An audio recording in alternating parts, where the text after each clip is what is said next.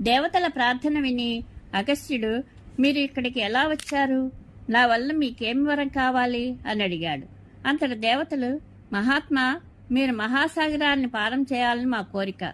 మీరు అలా చేస్తే మేము దేవద్రోహులైన ఆ కాలకేయాదులను సపరివారంగా చంపగలుగుతాం అని అన్నారు.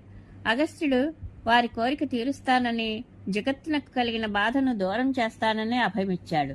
అనంతరం అతడు తపస్సిద్ధులైన ఋషులను, దేవతలను వెంటబెట్టుకుని సముద్ర తీరం చేరుకున్నాడు.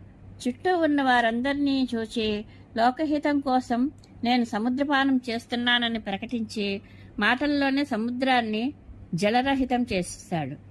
అప్పుడు దేవతలందరూ విజృంభించి తమ దివ్య శస్త్రాలతో కాలకేయులను సంహరించసాగారు.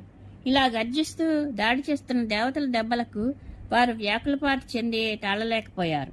వారి దెబ్బలను రుచి చూస్తూ కూడా కాలకేయులు